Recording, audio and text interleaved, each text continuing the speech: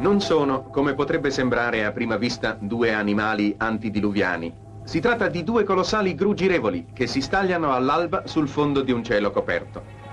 Siamo nel porto di Cagliari, che risanato dalle orrende ferite della guerra, con le sue nuove attrezzature, i potenti impianti e le moderne sue navi, rinasce al traffico e riprende in pieno la funzione di primo porto della Sardegna. Puntualmente l'operaio addetto alla manovra della gru sale in cabina e ne muove i congegni di comando.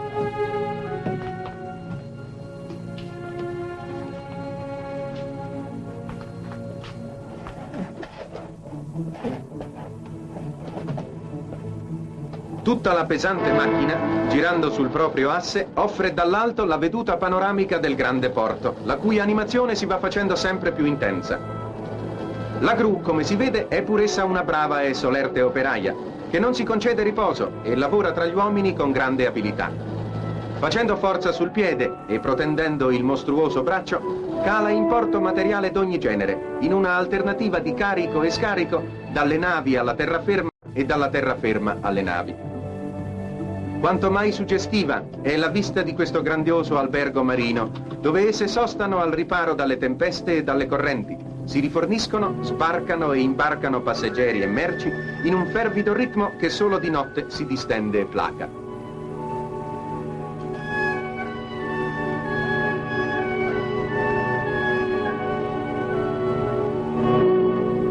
Non meno importante è tuttavia il porto di Olbia, che appare tra la nebbia del mattino col suo molo di recente ricostruito.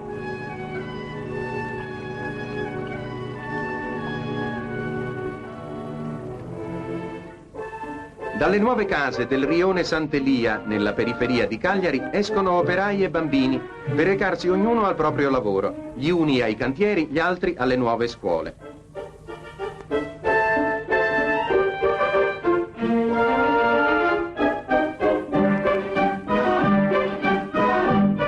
S'apprestano abitazioni agli impiegati statali, contribuendo a risolvere l'angoscioso problema degli alloggi, che anche in Sardegna come altrove preme ed impone adeguate provvidenze, e si sta costruendo un grande albergo. Grappoli umani lungo le armature dimostrano il largo impiego della manodopera per la più celere ricostruzione edilizia della zona, tenacemente voluta dal governo regionale sardo, che non lesina i mezzi finanziari occorrenti a riparare i danni e i guasti degli eventi bellici.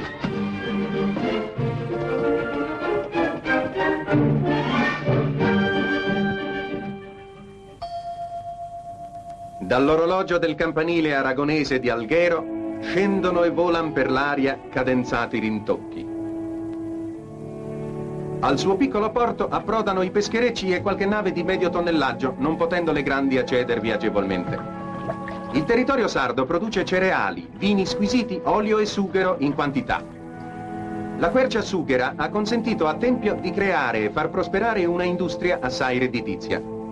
La fabbricazione a mano dei turaccioli è stata in massima parte soppiantata dalla fabbricazione a macchina, 5 volte più rapida della prima. Una macchina taglia le tavole del sughero in strisce, un'altra ne fa la scrostatura, un'altra lo squadra, un'altra lo classifica e l'ultima lo taglia definitivamente rendendolo pronto all'uso.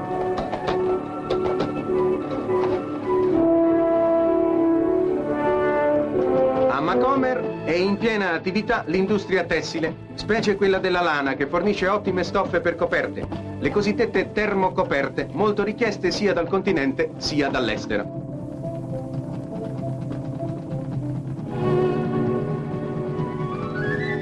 Sassari si rende utile all'isola e alla penisola anche con una rilevante produzione di sale, per la quale viene impiegata la manodopera su larga scala.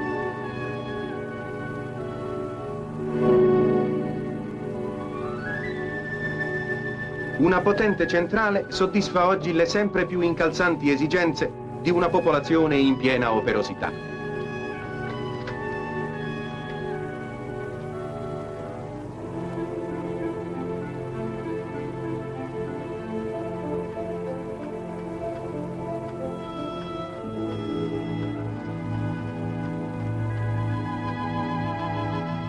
Siamo ora in una delle tante scuole materne della Sardegna.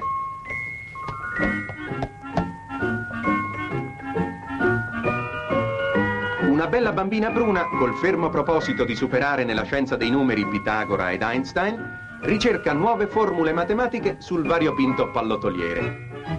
Un'altra, non meno bella e non meno bruna, da esperta mammina ma un poco imbronciata, stringe al seno una bambola dormente. Altre ancora, entro candidi lettini, mentre il benefico sonno ristoratore stenta a discendere, pensano forse ai loro cari, in un atteggiamento che potrebbe far presagire qualche lacrima improvvisa e passeggera. Dai piccoli ai ragazzi. Ecco l'Istituto d'Arte di Sassari, dove il loro talento e il loro estro vengono avviati anche verso quelle forme di artigianato che da secoli rappresentano una delle forze vive della genialità sarda. Nella sezione di architettura gli allievi hanno eseguito i plastici dell'albergo di Alghero, della colonia marina di Poetto, di ospedali e case materne, tutte opere in costruzione a cura del governo regionale. V'è chi dipinge, chi scolpisce, chi sta creando in bassorilievo una nuova annunciazione. Un gruppo decora ceramiche, secondo i moduli di un'antica tradizione popolare dell'isola. Un altro gruppo fa rifiorire su ruvide trame caratteristici arabeschi. E dai ragazzi ai giovani, ai futuri medici sardi, cui spetterà difendere, in base ai più rigorosi dettami della scienza, la sanità, la prosperità, il vigore del corpo dagli assalti delle malattie.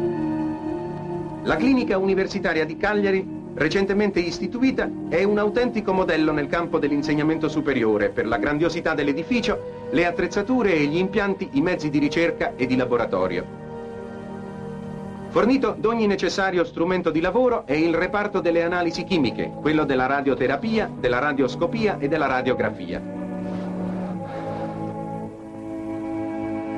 In una moderna e capace aula ad anfiteatro vengono impartite le lezioni di anatomia.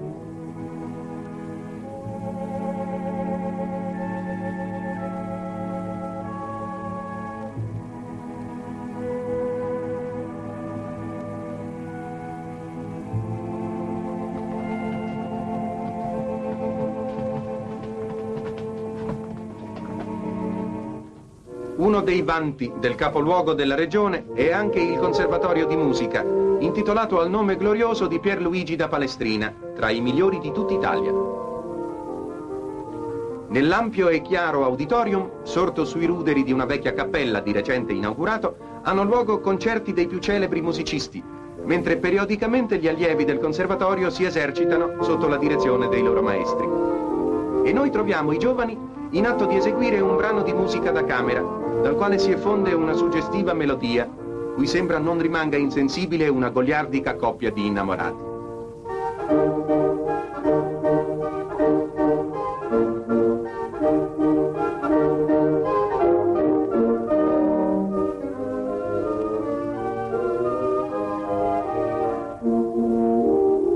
Ed eccoci nell'interno della RAI di Cagliari, dove la melodia, irradiata dalle sue antenne, ha raggiunto attraverso l'etere i più remoti luoghi della Sardegna.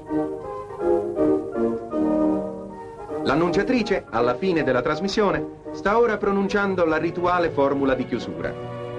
La giornata volge ormai al termine. Il guardiano della centrale elettrica dell'Alto Flumendosa guarda l'orologio. Manca un attimo allo scoccare delle 6. È l'ora d'accendere. Manovrando le leve della centrale, egli dà la luce a molti paesi che solo da poco godono il beneficio dell'energia elettrica ad opera del governo della regione sarda. È un altro sforzo per recare in ogni luogo dell'isola il segno della civiltà e del progresso.